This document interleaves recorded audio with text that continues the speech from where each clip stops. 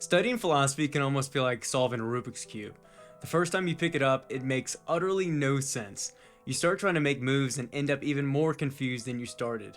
But with the right planning and the right tools, you can start to familiarize yourself with the concepts, the useful paths to take, and walk away with a sense of growth and understanding. So today I want to share with you a few tools and tips I use for a self-directed study of philosophical works. First, you're going to need a good pen.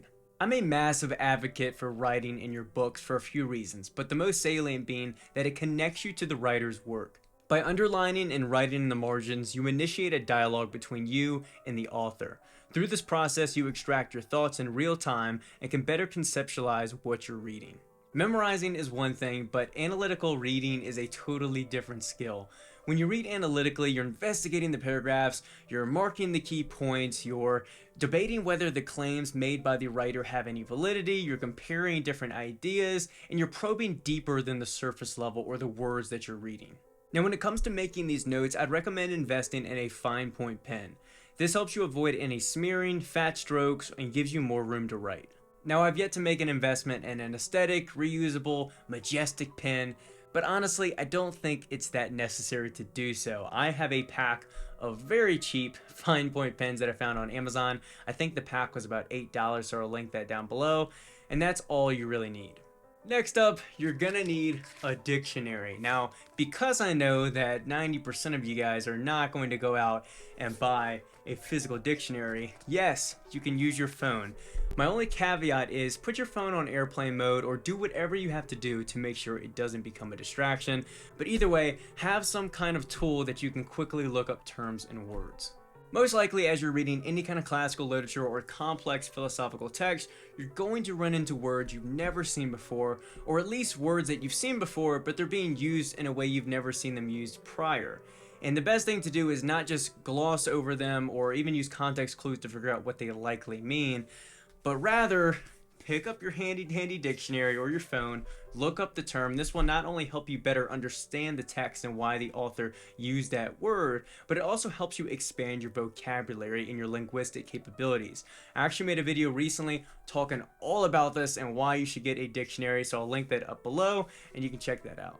The third tool I'd recommend you use for studying philosophy would be tabs. Now, it could be tabs, sticky notes, doesn't really matter, but these are extremely helpful for marking key passages, key claims made in the text, and allow you to easily refer back to them and find them later. And I don't use any kind of complicated system or color code system for tabbing my books. Sometimes I'll use, a certain color for the key claims in the book, and then otherwise I'll use another color for just quotes or passages I really enjoyed. But for the most part, I just pick a particular color for a particular book and follow the KISS method. Keep it simple, stupid. Also, tabs are super cheap as well, so they're easy to pick up and use in your books. They don't damage your pages, so if you ever want to take them out or retab your books, you can always do so. So now that you've got your extensive and highly detailed notes, you're gonna need a place to transfer them, and people use a wide variety of systems for this. I think Ryan Holiday uses note cards, other people use Obsidian or the Notes app on their phone. I personally like to use Notion because it's simple, it's easy to use, and most importantly, it's free.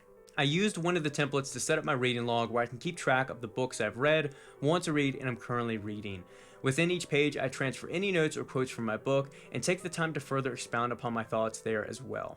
As far as my entire note-taking system from start to finish, I'll save that for another video and another time, but in general, it's really crucial to have a singular place that you can refer back to, find what you're looking for, find the notes, refer back to those, analyze and compare different thoughts, different writers, philosophers, their ideas, kind of group them, refer back to quotes, all of that.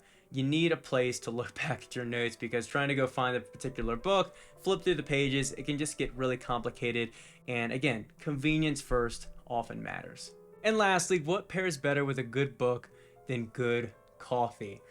Obviously, this is an optional step, but if you're a coffee snob like me or enjoy the kick of focus and energy that caffeine can provide you, nothing is better than a pour over along with a beautifully written book. That's it for today's video. Hopefully you guys can incorporate some of these tools and tips into your own self-directed study.